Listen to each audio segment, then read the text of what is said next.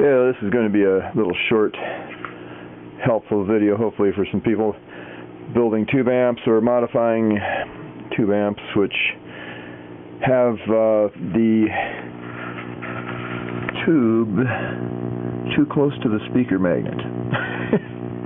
Now that may seem unimportant. You would think it's just magnetic field falls off with a tertiary rate anyway, right? But let's see here. So I'm going to put my decibel meter right here on the table, turn it on to see it sideways, and I'm just going to bang on this guitar as hard as I can here, just string clap under my foot, of course. Okay, there we go.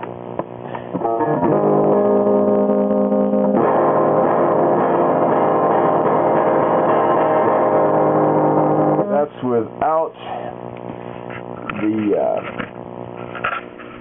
magnet being covered by this highly permeable material. Now I'm just going to slide that up. I've got the thumping of the tremolo now, bumping it substantially. Now let's swing on it. Gee, that made a little difference, huh? So if you instantly want to make your amp louder and you have the power tube setting right next to the speaker, perchance, or anywhere near the speaker, you might consider getting some shielding material.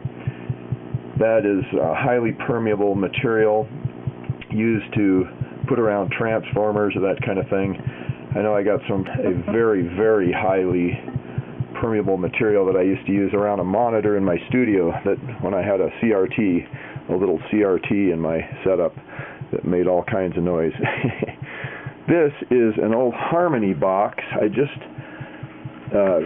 put this thing in there and it had limited, space to put it in there. This old, it's called a Crescendo 250, and it's just a 50C5 tube with a 12AX7 that does tremolo and the preamp combo there.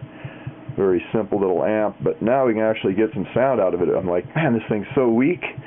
I wonder if it's really making that much difference having it that cold. Man, look at that. It just boosted the level up 10 dB or something, right? So anyway, yeah. All right, that's a Jensen Mod speaker that I had laying around. A new speaker. Tube measures super good, so I went, I gotta be able to get more power than that. I couldn't believe the magnet was affecting it that much, but it did. So one of my main clients just brought in an amp today that is an old Night amp that he loves the sound of, and has a pair of 6V6 tubes we just put in there.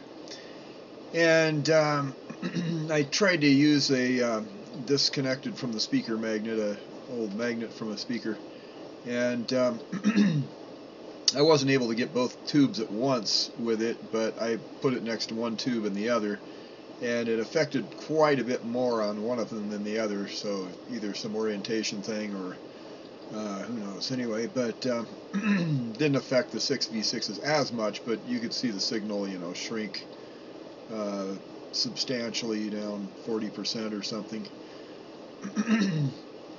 And I looked on a guitar forum and saw some people discussing this effect. This isn't the first person to discover this, I'm sure. It's obviously knowledge with some people here and there of this effect.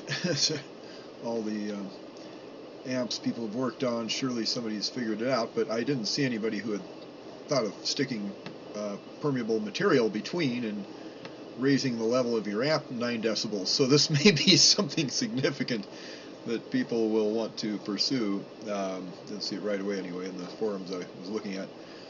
Somewhere somebody surely thought of doing that, but anyway, nobody's got video up about it, so here's the first as far as I can tell, and hopefully some people can make good use of this. I was thinking there's other things you could do that are kind of cool here. You could make a rotating magnet like a Hammond organ where it's magnetic on one side and not on the other, and you could create a tremolo effect.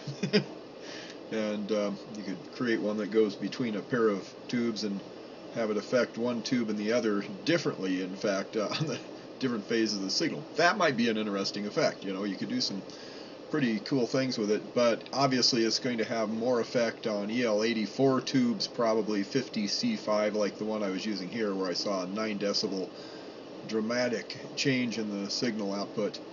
I mean, that thing is just useless with the magnet that close to it. But probably most amps, you're going to see just a couple decibels of variation max due to speaker being a little too close, or there might be amps where people decided to put in a huge speaker like an EV or Black Widow or something, and they get the magnet much closer than it was designed to be from the factory. So yeah, this should be a useful bit of documentation for a lot of people. And so since it's on my channel, my 1,000 subscribers will only get 100 views in 10 years on it probably, but anyway.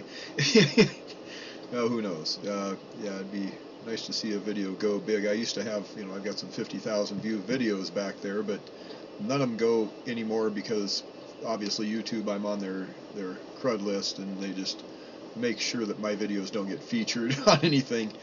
It's too bad people have to be that way, but it's the only weapon they have when they don't have the truth. They have to use devious methods to censor people and stuff, and then they'll cry censorship about other people. It's it's hilarious.